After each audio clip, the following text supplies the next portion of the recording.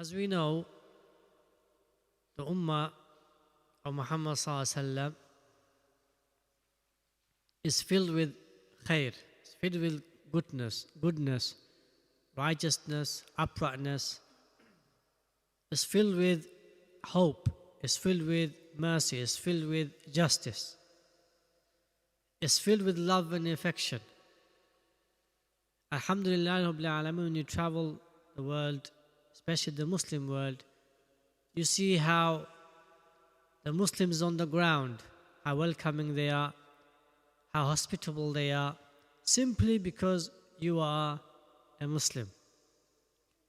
And they are also same with non-Muslims. The general non-Muslims, they are very welcoming, they are very warm, and they are also very hospitable. And this shows the greatness of this ummah of Muhammad sallallahu alaihi wasallam.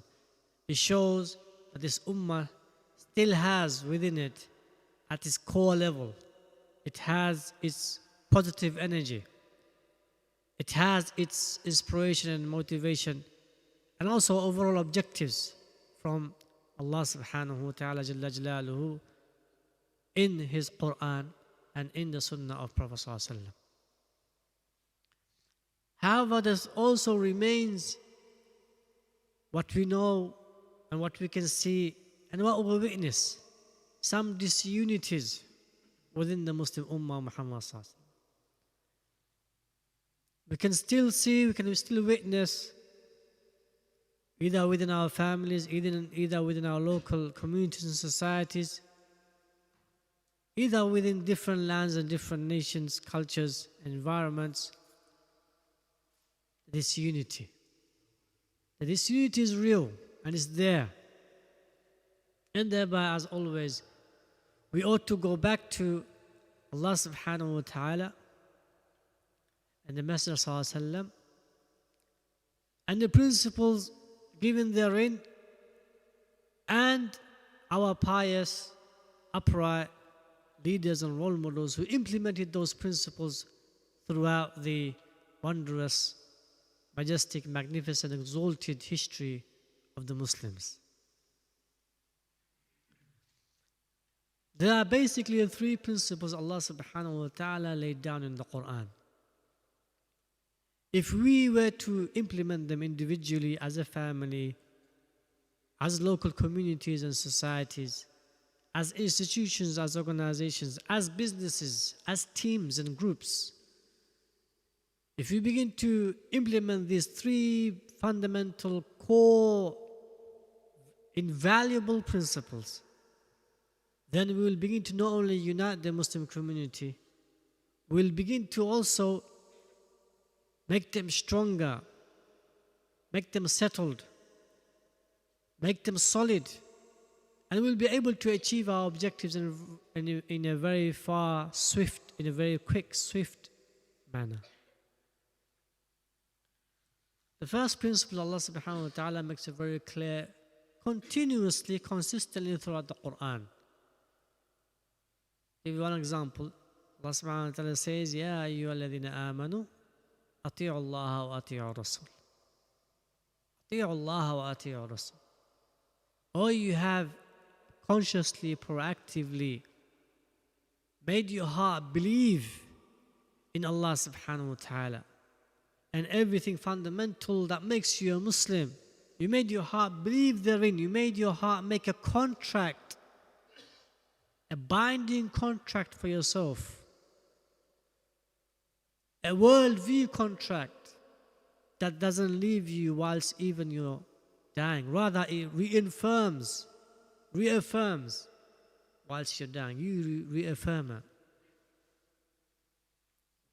Allah subhanahu wa ta'ala talking to them, Ya ayyuhalladhina amanu, oh you have believed. You have made this belief your fundamental way of life. Everything depends on it. Every major decision and minor execution is based around it. You have made this belief central to your life and who you are and who you're becoming. Ati'u Allah. Obey Allah subhanahu wa ta'ala. Wa ati'u Rasul. and obey the Messenger, i.e., for the general explicit matters where Allah subhanahu wa ta'ala has spoken, given the instructions, khalas, obey Allah Jalla wa ala. And where you need the details of how it's implemented, the step by step of implementation, the principles and objectives behind it, if you don't find it in the speech of Allah subhanahu wa ta'ala, or it's not explicitly mentioned in the Quran, then go to the Sunnah of Prophet sallallahu alaihi wasallam, go through his life story, go through his biography, go through the biographies of his Sahaba, his companions, and once you find it, obey them. Obey them, simple. All of us have to have that mindset. Allah and the Messenger sallallahu alaihi wasallam, they are given precedence over anyone and anybody else. As soon as I know, قال Allah, Allah subhanahu wa ta'ala said this, I surrender my ego, I surrender my arrogance, I surrender my stubbornness, I surrender my will, I surrender my desires, I surrender it. As soon as I know the Messenger sallallahu alaihi wasallam said this or did this, I surrender my will, I surrender my choices, I surrender my preferences, I surrender my ego, I surrender my arrogance, I surrender my desires and my likings. I surrender it. If each one of us take that and internalize that, and take that and make that our responsibility and make that into our ownership, that as soon as I hear قال Allah, Allah subhanahu wa ta'ala said, and قال Rasul, and the Messenger sallallahu alaihi wasallam said, khalas, I surrender, I obey, I hear and I obey, because I'm a Muslim, because I chose to be a Muslim. Then a lot of the disunity will go away. Why? Because at least you have to say, half of the disunity is caused by me. It's caused by I. It's caused by myself. You have to take that ownership, that you can't simply blame others, he, she, they, or them. You have to take ownership. Oh, you know what? Half of they is me. Half of them is me. Half of he or she is me. Because he cannot disagree with me unless I am disagreeing with him. They cannot disagree with me unless I also am disagreeing with them. So half of disagreements and half of disunity is me, myself. Let me take the ownership. Let me take the responsibility. So when you surrender to Allah subhanahu wa ta'ala and the Messenger sallallahu alaihi wasallam, you've taken the half of the disunity away. You've taken half of the disagreement away. And Allah subhanahu wa ta'ala makes it very clear in another verse. We all know that verse in Surah Al-Imran, where it talks about us as being brothers, as believers. Allah subhanahu wa ta'ala says in the beginning of the verse, وَاعْتَصِمُوا بِحَبْلِ اللَّهِ جَمِيعًا وَلَا تَفَرَّقُوا. وَاعْتَصِمُوا بِحَبْلِ اللَّهِ. Hold tight to the rope of Allah subhanahu wa ta'ala. Collectively, together. Together, individually, as a family, as a local community, as a team, as an organization, as an institution, as a corporation, as businesses. Hold fast, anchor yourself, ground yourself, hold tight to the rope of Allah subhanahu wa ta'ala. What is the rope of Allah subhanahu wa ta'ala? Yes, it's Quran and Sunnah, but it's also unanimously agreed upon principles. Like for example, that Allah subhanahu wa ta'ala not only exists, but Allah subhanahu wa ta'ala creates, is the only creator, He's the only facilitator, and He's the only executor of everything. It's agreed upon in belief. We are all returning back to Allah subhanahu wa ta'ala for reward and accountability. It's agreed upon. It's agreed upon that Allah subhanahu wa ta'ala is manifesting His justice and mercy 24 hours continuously upon not only us, but upon the entire existence. It's agreed upon. So agreed upon, unanimously agreed upon beliefs. You hold tight to it with your whole heart, with your entire soul. similarly unanimously agreed upon principles like repelling the greater harm, repelling the greater harm over the lesser harm, establishing the deen of Allah subhanahu wa ta'ala collectively, as teams, as institutions, as organizations, giving precedence to mercy and ihsan, establishing justice, repelling oppression anywhere and everywhere. These are unanimously agreed upon principles. All of us ought to hold tight to it, wholeheartedly, and not be unshaken, and not be shaken. We have to hold tight to it, even if it goes against our own egos, own pride, own arrogance, own stubbornness, own desires, own interests. These are unanimously agreed upon principles. وَاعْتَصِمُوا بِحَبْلِ اللَّهِ جَمِيعًا وَلَا تَفَرَّقُوا. Hold tight to the rope of Allah subhanahu wa ta'ala. So let me just summarize that principle again. Hold tight to the rope of Allah means Quran and Sunnah, yes. But it also means unanimously agreed upon beliefs, unanimously agreed upon principles. Also unanimously agreed upon objectives and goals and purposes, like the unity of the ummah, unanimously agreed upon.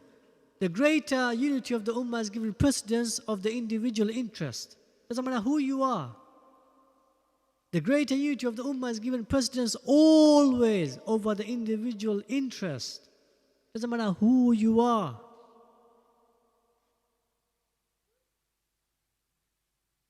If you look at the history of Islam, you see this constantly, consistently throughout.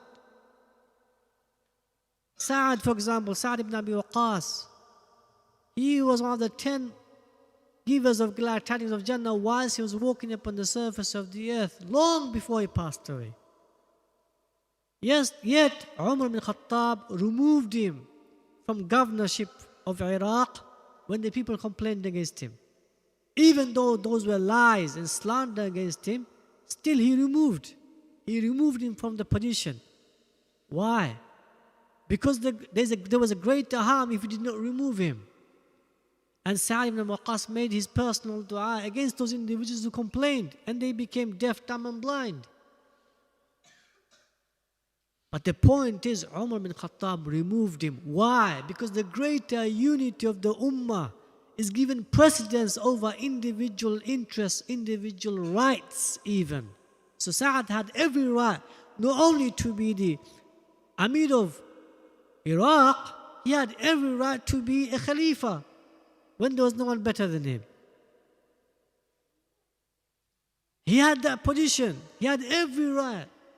But yet Umar bin Khattab removed him from that position and made him a general public.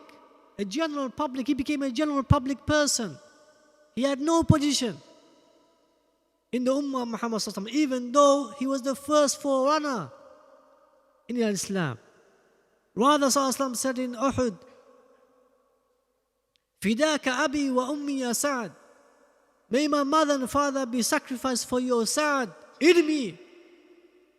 Fire the arrow. Shoot the arrow. May my mother and father be sacrificed for you, Sa'ad. Shoot the arrow.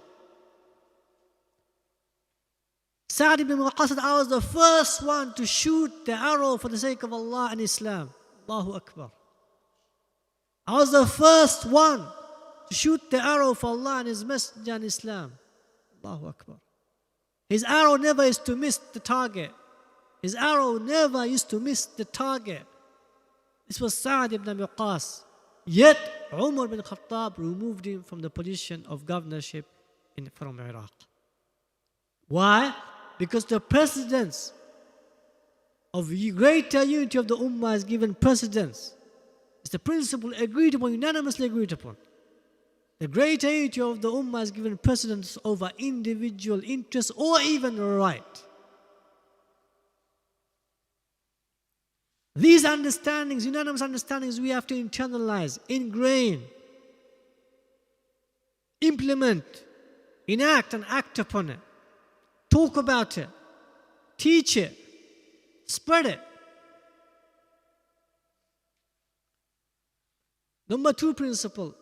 The Messenger made it very clear. Allah subhanahu wa ta'ala made it very clear explicitly in Surah Ma'idah. So the first verse was Surah Ali Imran. The first principle, وَاعْتَصِمُوا بِحَبِّ اللَّهِ جَمِيعًا. This is Surah Ali Imran, Juz 4. Second principle and instruction is from Surah Ma'idah, the first page. Allah subhanahu wa ta'ala says, وَتَعَاوَنُوا عَلَى الْبِرِّ وَالتَّقْوَى.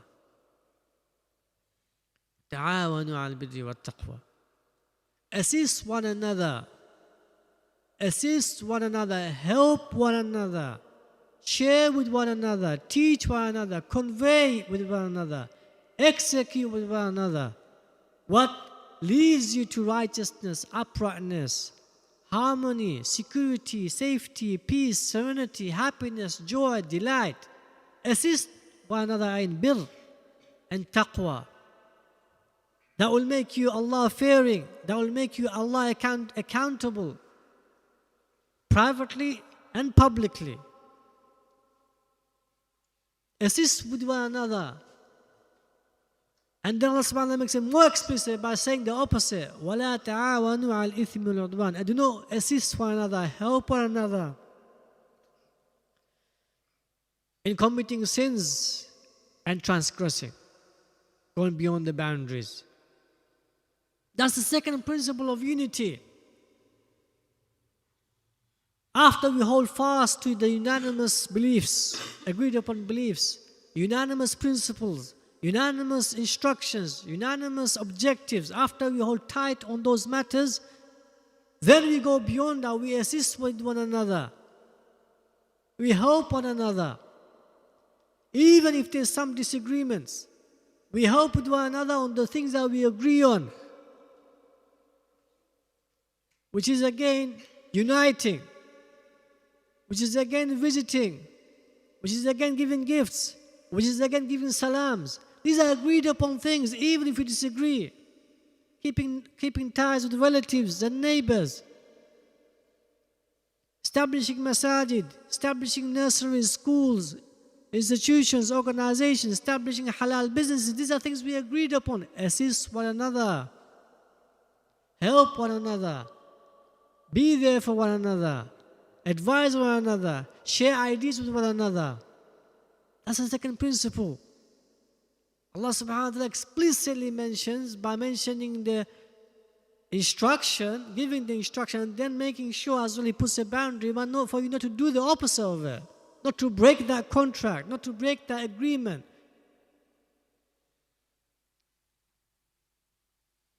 May Allah subhanahu wa ta'ala give us tawfiq to establish and implement and enact these two principles within our lives, within our local communities, within our local societies, and within, inshallah ta'ala, our greater and beloved ummah. وقولي قولي هذا أستغفر الله لي ولكم ولسائر المسلمين فاستغفروه إنه هو الغفور الرحيم.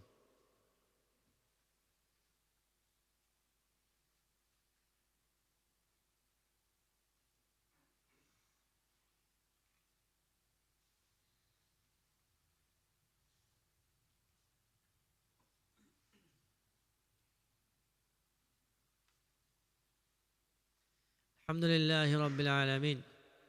الحمد لله رب العالمين. الحمد لله رب العالمين. والصلاة والسلام على أشرف الأنبياء والمرسلين نبينا وإمامنا وقائدنا وقدوتنا محمد وعلى آله وأصحابه أجمعين أما بعد. The third and final principle, Allah subhanahu wa ta'ala makes it clear in Surah Anfal. He says, وَلَا تَنَازَعُوا فَتَفْشَلُوا وَتَذْهَبَ رِيحُكُمْ وَاصْبِرُوا. These are very explicit instructions by Allah subhanahu wa ta'ala to us. وَلَا تَنَازَعُوا. Do not argue for the sake of argument. Do not quarrel for the sake of just winning the argument.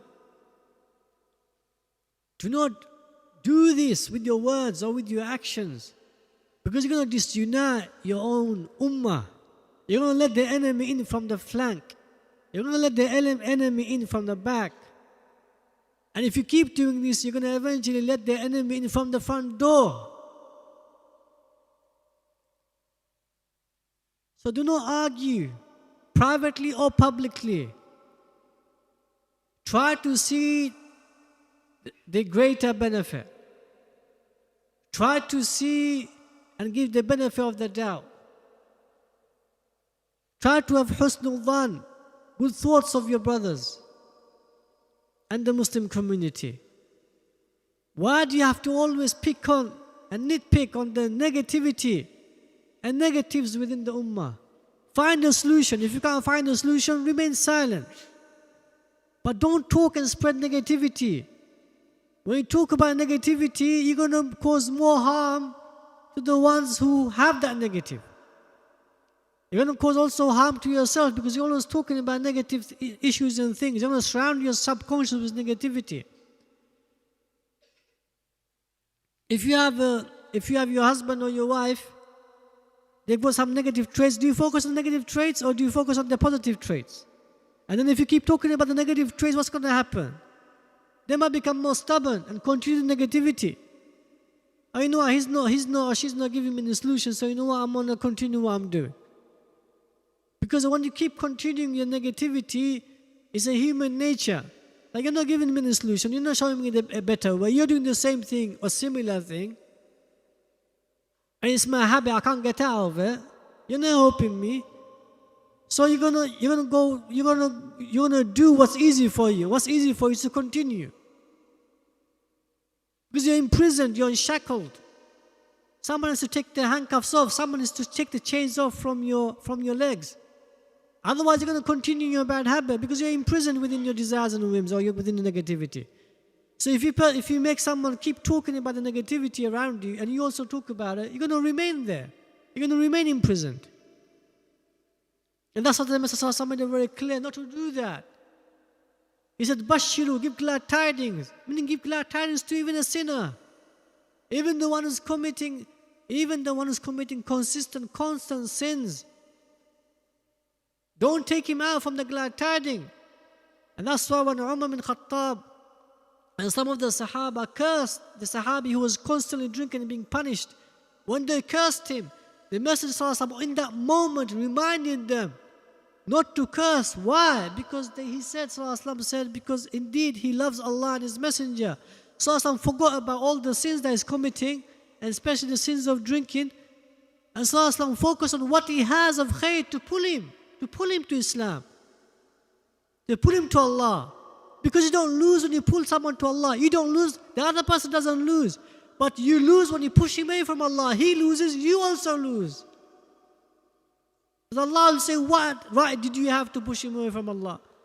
What right do you have to push him away from me? You have no right. You have no right. Allah said, do not curse him, for indeed he loves Allah and His Messenger. And that Sahabi impacted him. One word impacted him so much. He says, Wallahi, I love Allah and His Messenger. I'm going to leave drinking from today.